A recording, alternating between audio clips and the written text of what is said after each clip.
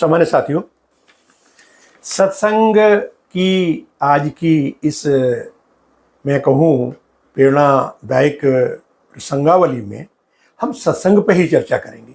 सत्संग का वो ब्रह्म बोधात्मक सूत्र या ब्रह्म बोधात्मक वाक्य जिसने नित्य लीलालीन भाई जी श्री हनुमान प्रसाद जी पोद्दार को बनाया था, सनकादिक और महर्षियों तथा देवताओं से संवाद करने के सक्षम। तो ये जो ब्रह्म बोधात्मक सत्संग का एक सूत्र है, इसकी चर्चा भी हम इसी कड़ी के समापन पे करेंगे। आशा है आप उसको जरूर सुनें। अब चूंकि मैंने सनकादिक ऋषियों का नाम इसमें लिया है, आपके मन में जिज्ञासा होगी कि ये कौन है। मैं ये बताना चाहूँगा, ये 4 ऋषि हैं जो हमेशा बाल अवस्था में रहते हैं, ऋषियों में प्रथम है, और ये ब्रह्मा विष्णु महेश कहीं भी कभी भी जा सकते हैं। इनके नाम है सनक, सनंदन, सनातन, सनत कुमार। मैं यहाँ ये भी बताना चाहूँगा आपको कि इन्हीं के कारण भगवान हरि को, यानी विष्णु को 3 अवतार लेने पड़े। ये बड़ी रोमांचक कथा है, तो इसका स्पर्श करके चलते हैं। हुआ ये था, बाबा लिखते हैं गोस्वामी जी रामायण में, और श्रीमद् भागवत आदि उद्धरण है। वो लिखते हैं कि एक बार तो वो लिखा है उन्होंने कि द्वारपाल हरि के गण दो, और जय और विजय नाम कहो। यानी जब वो राम जन्म के कारण बता रहे थे, उसमें उन्होंने बताया राम जन्म के हेतु अनेका है, सिद्ध कहें एक एक से एका। तो जन्म एक द्वय कहो बखानी, तो उसमें उन्होंने कहा कि द्वारपाल हरि के गण दो, जय और विजय नाम कहसो। विप्र श्राप से दोनों भाई, तामस असुर देह तिन पाई। अब चूंकि भगवान के द्वारा उनका संहार होना था, तो आगे बाबा लिखते हैं कि मुकुत न भय हते भगवाना, 3 जन्म श्रुति वचन प्रमाणा। जो सनकादिक ऋषि थे, उनके वचनों के कारण ये जो है अवतार हुए। हुआ ये था, इन संत महात्माओं की उद्धरणों से और कई जगह कथाओं में ऐसा है कि एक बार भगवान विष्णु बैठे हुए थे, उनके प्रिय जय और विजय बहुत परिकर, बहुत माने हुए और आत्मीय हैं। उन्होंने कहा महाराज बहुत दिनों से कोई लीला नहीं की। तो उन्होंने कहा कि ठीक है, अब की बार जो आए उसको थोड़ी देर रोक लेना। इतना कहना था कि ये ऋषि आ गए।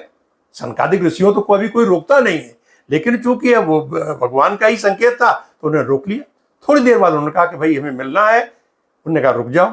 इस तरह से 3 बार जब रोका तो उन्होंने फिर 3 आप जन्म, उन्होंने श्राप दे दिया कि आपको 3 जन्म जो है राक्षस होंगे। इतने में भगवान श्री हरि निकले। उन्होंने कहा महाराज ये क्या हुआ? तो उन्होंने कहा अरे भाई इन्होंने ऐसा किया। तो बोले साहब ऐसा है, अब इतना हम कर देते हैं कि इनके उद्धार के लिए आपको भी अवतार लेना पड़ेगा। तो उसी तरह से कुंभकर्ण रावण हुए, फिर और शिशुपाल वधू हुए, इस तरह से हिरणाक्ष, हिरणाकुश, इस तरह से 3 जन्मों का इनका कथानक है। तो ये मैं इसलिए बताया कि ये सनकादिक ऋषि पूज्य भाई हनुमान प्रसाद जी पोद्दार से कैसे प्रभावित हुए, ये कथा सत्संग की है। सत्संग की महिमा को चरितार्थ करते हुए सामान्य साथियों, गोस्वामी जी लिखते हैं कि सत्संग दुर्लभ संसारा, निमिष दंड जो एक उबारा। यानी इतना दुर्लभ है कि कहीं 1 पल में या 2 पल में कहीं मिल जाए तो हमारा उद्धार कर देता है।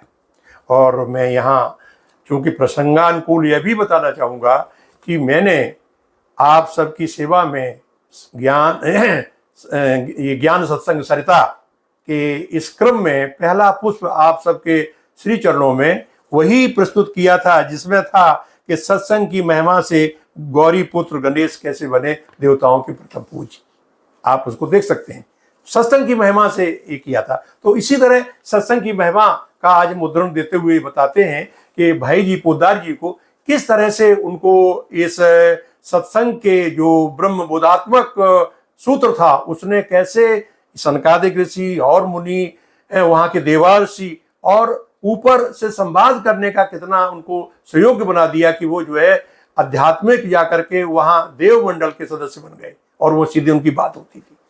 अब मैं आपको ये बताता हूं कि भाई जी के परिकर यानी छाया की तरह साथ रहने वाले गोलोकवासी श्री गंभीर चंद जी दुजारी, तो उनके साथ हमेशा, चूंकि गीता वाटिका में उन्हीं का आवास के नीचे उनका आवास था, तो सुबह गए तो देखा कि भाई जी का कक्ष आज बंद है। उन्होंने कहा कि भाई जी का कक्ष तो कोई बंद नहीं होता। कुछ पल रुके, फिर उन्होंने आवाज सुनाई दी कि वही 3-4 लोग वार्ता कर रहे हैं, तो वो नीचे चले गए।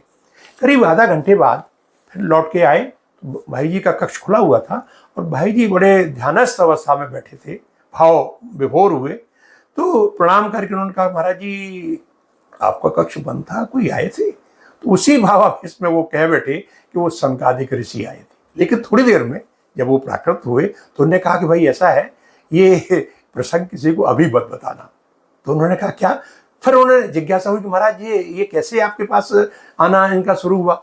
तो उन्होंने कहा कि ये उस समय की मैं बात बताऊंगा जब कोलकाता, जिसे पहले कलकत्ता कहते थे, वहाँ भाई जी रहते थे और वहाँ एक आचरण सुधार सभा थी जो सत्संग किया करती थी साप्ताहिक रूप में। और वहाँ रूडमल गोविंदका जी जो श्रीमद् भागवत के प्रकांड विद्वान थे, वो सत्संग में आते थे, श्रीमद् भागवत अन्य पुराणों की कथा करते थे। एक दिन उन्होंने श्रीमद् भागवत के महात्म पर प्रकाश डालते हुए कहा कि नारद जी ने ये जो सनकादिक ऋषि जिनका हमने जिक्र किया, उनसे कहा कि महाराज मैं समझ गया हूं कि आप हमेशा बाल रूप में क्यों रहते हैं, वो आपका सूत्र मैंने आत्मसात कर लिया है। तो ऋषि बड़े प्रसन्न हुए। तो भाई जी ने उसी दिन से उस सूत्र पर पूरा ध्यान दिया और अपने आचरण में ढाल करके उसका पारायण करना शुरू कर दिया। आपको मैं ये भी बता दूं, आपको शायद ज्ञात भी है कि भाई जी स्वाधीनता संग्राम में भी, स्वाधीनता संग्राम आंदोलन में भी सक्रिय रूप से भागीदार उन्होंने की, सक्रिय रूप से ये उसमें संलग्न रहे हैं। उन्हीं दिनों इन्हें शिमला पाल में नजर बंद कर दिया गया था। तो उस काल में उन्होंने वो जो सूत्र था सत्संग का, जिसे मैं आगे बताऊंगा, उसका उन्होंने खूब पारायण किया। और उसी तरह से जब पारायण की परिधि इतनी अधिक हो गई कि एक दिन सनकादिक ऋषि प्रकट हुए और कहा कि आपने नारद जी की बात मानकर इतना मैं कहूँ कि निमग्न होकर इस सूत्र का जाप किया है, मैं प्रसन्न हूँ और ये सूचना देने आया हूँ कि आज से आप दिव्य मंडल के सदस्य बन गए हैं। जब जरूरत होगी आपको, आप मुझसे संपर्क करेंगे और हम लोगों को कोई जरूरत होगी तो हम आपसे संपर्क करके विचार विमर्श करेंगे। इस तरह से उन्होंने एक बात और कही कि भाई नारद जी की प्रेरणा से आपने ये किया है, तो मेरा एक प्रस्ताव है कि हो सके तो नारद जी की भक्ति सूत्र पर, नारद जी के भक्ति सूत्र जो है भक्ति सूक्ति, उस पर भी कुछ आप लिखें। तो भाई जी ने इनको बताया, गंभीर चंद जी को, कि मैंने फिर वहीं जो नजरबंद थे शिमला पाल में, वहीं हमने लिखना शुरू कर दिया इसकी टीका। कालांतर में जब मैं गीता प्रेस गोरखपुर में स्थापना हो गई और मैं यहाँ आया गीता वाटिका में, तो मैंने फिर कल्याण में इसका धारावाहिक रूप से देना शुरू कर दिया और इसके ऊपर एक पुस्तक भी प्रकाशित की, प्रेम दर्शन। बहुत ही पवित्र मानते हैं, प्रासादिक ग्रंथ मानते हैं। इसी के प्रभाव से देवर्षि नारद, अंगिरा आदि ऋषि इनसे मिलते थे और आपस में बात हुआ करती थी। इसके बाद आपने को विदित है, भगवान शंकर, विष्णु हैं, माँ दुर्गा और राधा कृष्ण की तो ये एक तरह के उनसे एक रूप हो गए थे। उनको तो सहचरी भक्ति भाव मानते हैं। लोगों ने बताया था कि जब इनका नित्य लीलालीन हुए तो लोगों ने देखा वहां जाकर, जमुना में जाकर के जो प्रकट हो रहे हैं और वहां ब्रज में जो है जाकर के वास कर रहे हैं सखियों में। तो इस तरह से मैं ये आपके समक्ष बताना चाहूंगा कि सत्संग में जो सूत्र दिया था उस दिन, वो सूत्र ये है, उसमें जो बताया था एक मंत्र है, वो है हरि शरणम हरि शरणम हरि शरणम। इस मंत्र का जाप करने से भाई जी सीधे सनकादिक आदि ऋषियों, ब्रह्मर्षियों और देवताओं से संवाद करने लगे थे। तो आज के सत्संग में सम्मानित साथियों यही, और मैं ये आपसे अनुरोध और आग्रह करूंगा कि आप भी इसी तरह से जो जिस मंत्र पर आपकी आस्था हो उसको पूर्ण निष्ठा श्रद्धा के साथ उसका पारायण करें, निसंदेह आपको लाभ होगा। आज यही हरि शरणम हरि शरणम हरि शरणम।